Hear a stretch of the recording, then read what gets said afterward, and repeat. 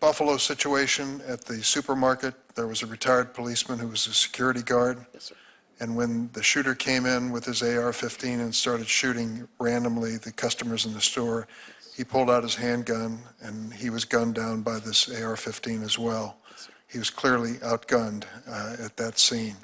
That is not an uncommon experience that many of the police that we count on around this country are being outgunned by the shooters. Is there a response that you would think could make it safer for the police that you represent? So thank you, Chairman Durbin, for that question. We are outgunned. We're outgunned, we're outmanned, we're outstaffed. We do need responsible gun legislation.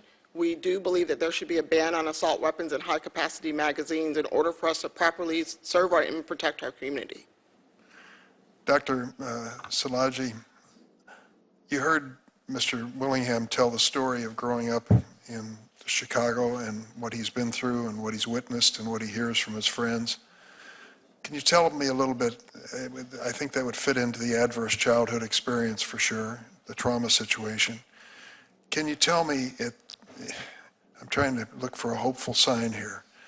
He's come forward and has made quite a great contribution in his own life toward his college education and his aspirations. What are the hopes of rescuing young people like him who have been exposed to this trauma as they're growing up? Thank you so much for that question, Senator Durbin, and I'd really like to thank Ernest Willingham for his testimony. He represents so many of the youth that I take care of. I've been a foster care, child welfare pediatrician for over 30 years, and one can't do that work without seeing trauma every day, everywhere I look. I do think there's been a pervasive sense of hopelessness among our youth, and that's partly why we're seeing such an increase in youth suicide and youth violence. But you asked about adverse childhood experiences and childhood trauma. And so the studies were done a long time ago now, but they have continued and they've reinforced what we know, that children who have high levels of exposure to adversity, particularly intrafamilial adversity, or stressors outside the family, such as discrimination, bullying, and community violence, have high rates of lifelong mental health, and poor social outcomes. But we also know that young people who grow up in such environments can also do well, but they do well because they have a lot of resources poured into them. So the hopeful part are the families, having a good family, as it sounds like Mr. Willingham really had, finding teachers and educators who support you. I actually grew up in a rough and tough neighborhood, and I was blessed to have a wonderful family. And several of my friends died by suicide while I was growing up, and I also had a friend of my brother's was shot in my home by his cousin. So I've seen violence in my personal life. The hope comes that we know what we need to do to fix things. And in particular about adverse childhood experiences, it is identifying these children early. It is pouring resources into them, and a lot of that has to do with the relationships we surround them with. We need evidence-based trauma-informed mental health care, and I deeply appreciate the work that you have been doing to pass legislation on increasing mental health supports and addressing trauma-informed care. And I do think that there is hope. I have certainly seen the young people I know in foster care. They have ranged from kids saying to me, I don't expect to live past 20. Many of them probably grew up in neighborhoods similar to Mr. Willingham's.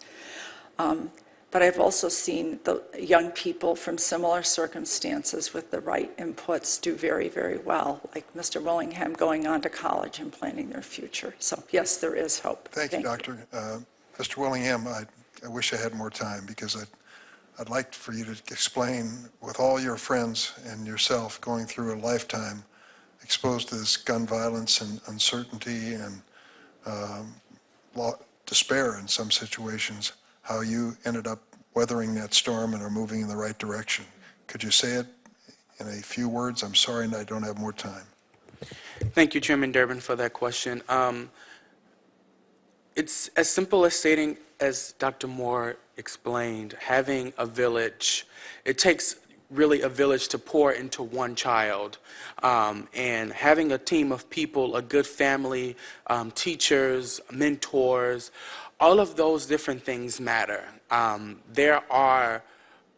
And I'm not the only one in my neighborhood doing great things. I'm not the only young person in Chicago that has excelled throughout difficult times in their lives. But the reason so many of us have been able to excel in the midst of controversy, in the midst of gun violence, in the midst of just a difficult upbringing is because of the village, because you have a village to help you navigate through high school, help you navigate through college and possible career things, and also just that social and emotional counseling and therapy that you get, and not necessarily from a mental health professional, from someone, a community health worker, or an educator in the school, or someone at your neighborhood corner store. It literally takes a village to really navigate a child through difficult circumstances. So that's what I can attest to my story. The Threat Assessment Center data shows over 80% of the active shooter events lasting less than 5 minutes.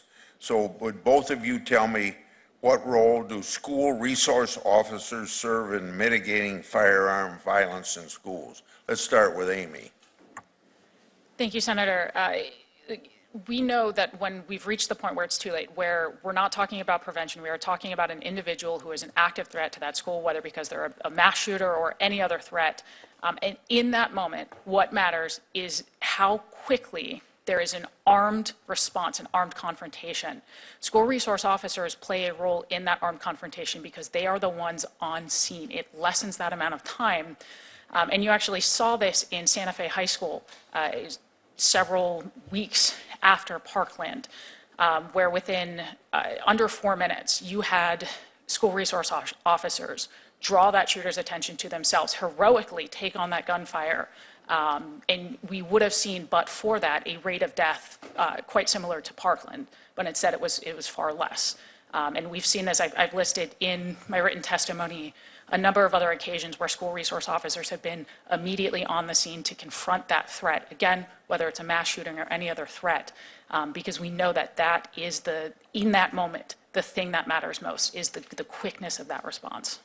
Mac, maybe you can give a short response so I don't take time from my colleagues.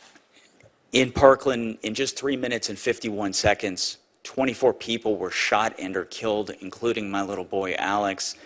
And school resource officers are critical to being on scene. In Florida, we are the only state in the country that we've mandated that every K through 12 school, there has to be an armed security officer. When these incidents happen, the most important thing is that they stop the killing and then stop the dying. And I just wish they were sooner. But you know, all other thing that needs to be addressed is the law enforcement response in Parkland. We had 9 sheriff's office deputies that waited outside. We saw the same thing in Uvalde. Law enforcement needs to do better at the training. When the Broward Sheriff's Office was only conducting active shooter training every 3 years, that is not sufficient.